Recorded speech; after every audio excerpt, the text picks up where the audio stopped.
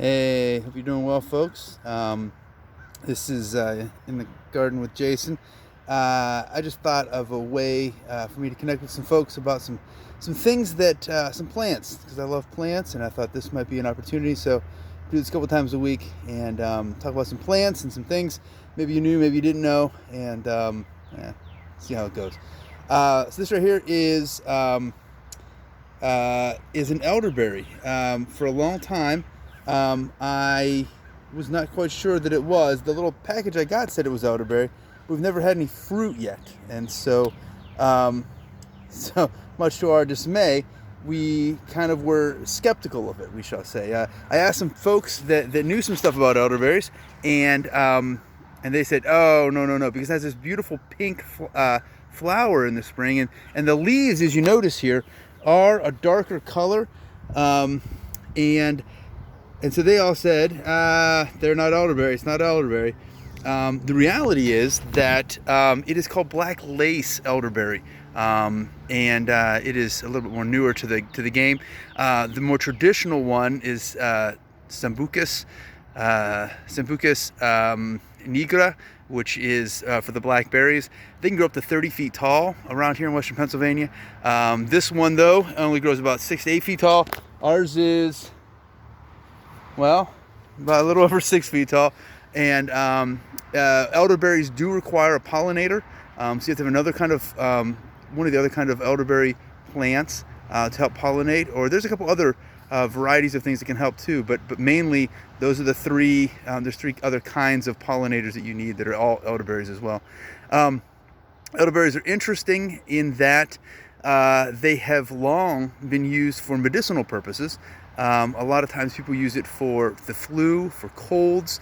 They say it cuts down inflammation. They say also that it was used for building up immunity, and it's also a diuretic. Now, it's a diuretic because although those little fruit, and I'll show you those again here, these little guys right here, they're good when they're ripe. They're very useful. In fact, they have the highest antioxidant properties of in a couple of studies they did of all the 15 to 20 different kinds of berries, and elderberries had the highest ranking of the ones that they did. So they are very good, except the bark can be somewhat poisonous. It actually can make you vomit, and so people would use it for that purpose. Or diuretic, they'll make it, if you need to get something out, they'd use it for that as well. So use of a lot of things: headaches, dental, heart condition things. It's good for all that stuff. And so that's the elderberry. I know that they have elderberry gummies and elderberry juice that you can buy now as well to supplement your vitamins, whatever you're taking. But elderberries are, it's a beautiful thing. The traditional ones, again, the leaves are greener, and they can grow up to 30 feet tall, which is the ones I remember seeing at the church growing up. Where there's an elderberry bush, and I was like, wow, this thing is huge, and just kind of blended in with the rest of the trees there. So this one was a little bit different there, but there are a couple different varieties of elderberries. Now, little verse for the for the day as well. Matthew 6, it talks about how you'll know a tree by its fruit, and so that's what I said to the people that I talked to. I said, man, the little container that I got on clearance said elderberry. But when the flowers came out and the leaves, people were skeptical, and I said, man, you know what? We'll see. We'll see what happens.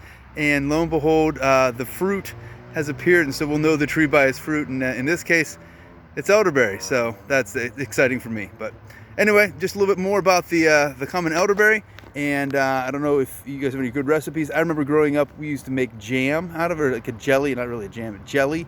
And but I've also heard that elderberry wine is something that for medicinal purposes is a good thing as well. So anyway, just in the garden today, and hope to see you guys tomorrow.